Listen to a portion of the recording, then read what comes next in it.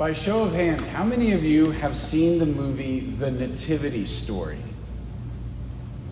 Not many. Man, the 4:30 crowd has you guys crushed. The Nativity Story is it's a good movie. Not that it's flawless, but I certainly recommend it. And it has a scene in there that I think is a really great way of understanding what we heard this morning and what we're celebrating. And the scene is this. Zechariah, the husband of Elizabeth, is the high priest that year. And so he's in the temple, but he's walking toward the inner court of the temple. And there's this train of people that are following behind him, because you can see in the arrangement of them that they need him to do what only he as high priest can do. So they're depending on him as they're following along.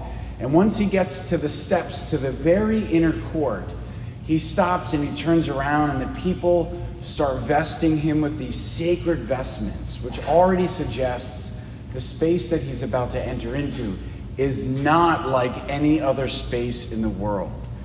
In fact, the space, which is the Holy of Holies, it's the inner sanctuary, is so holy in their minds that they would take a rope and tie it around the waist of the priest. So it was probably a big rope. And then they would have one end for themselves. So as he went in, if something happened, maybe he had a heart attack or whatever, they would not go in to get him. They would pull him out. And the reason for this is because the presence of God and the inner sanctuary that God occupied was holy. And for the Jews, sin and holiness cannot coexist. They're incompatible. Which is why, for example, as Zechariah is moving towards this inner sanctuary, it's a real quick moment. They don't linger on it, but you can see this animal that's being sacrificed on an altar. Now, the reason for this is because sin incurs the merit of death. And so for Zechariah's sins and for the sins of the people whom he as high priest is representing, this animal takes on their death, and then the blood is taken from the animal. And for the Jews, the life was in the blood. And so they put death on the animal, so the animal's life is gone. And they receive life in this kind of exchange that purifies and makes Zechariah worthy to enter into God's presence. But this is a lot of steps, right? I mean, the fact that every high priest before Zechariah, Zechariah himself after Zechariah, had to go through all of this ritual really begs for the day that someone would come who was just worthy in his own right to stand before the presence of God and intercede as a priest for his people.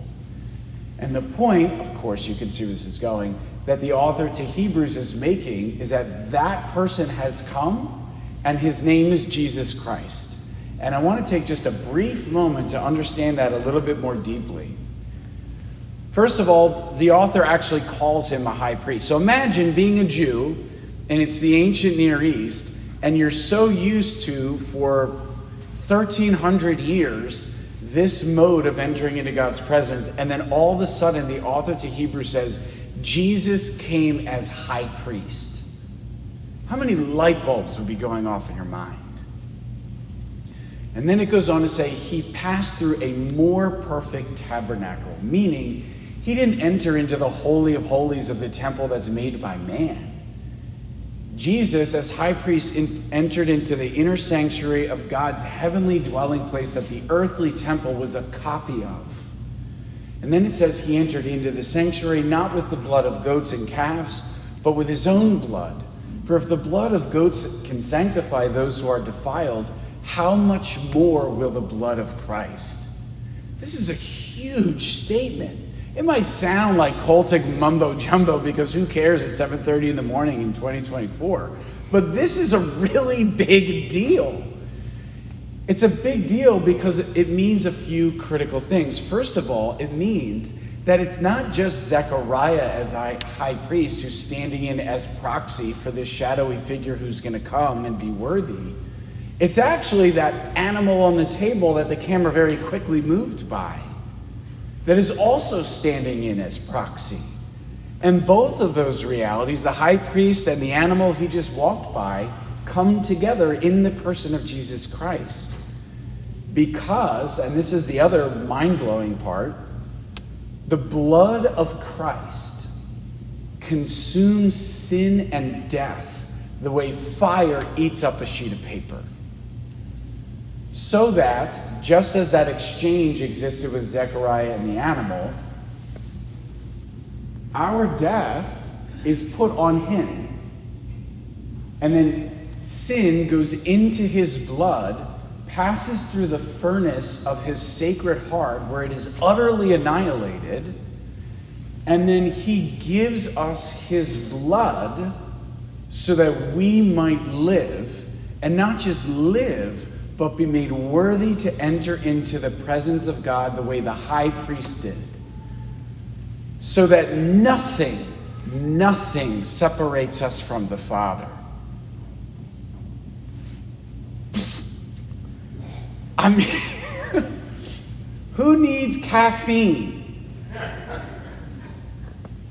If we bring all this together on the Feast of Corpus Christi, when we celebrate the gift that the Eucharist is, what we can say then is that in the Eucharist, we discover and encounter Jesus as Lamb and Jesus as High Priest.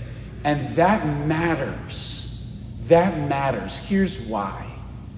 It matters because death, the enemy of human life, is continually at work in our midst. First of all, it is still working in your heart and in mine. We experience it every time we get that little chipping away of our faith until the fire of our baptism just peters out.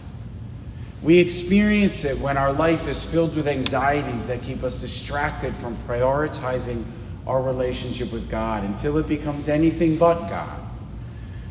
Or the tugging that takes place inside with every temptation until eventually we just yield and death overpowers us. So that we can say with St. Paul, the spirit is willing, the flesh is weak. And that needs a response. But death is even bigger than that. It's experienced and working not just in our hearts, but in our community.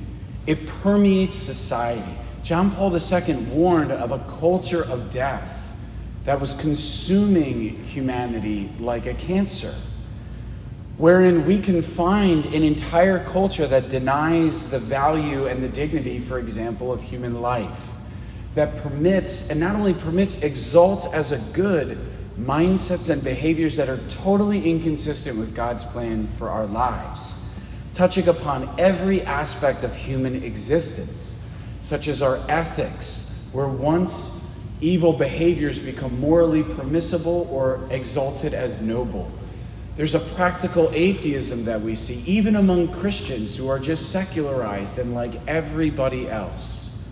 The various isms we espouse politically or ideologically that destroy humanity from within and from without. And something has to be done. And against all of this, Jesus gives his body and his blood to purge, to heal, to rehabilitate, and to raise on high every single person that receives it, beginning with us. And your mission and mine is to conquer death in ourselves by receiving the Eucharist, and then in the world by drawing others to its table.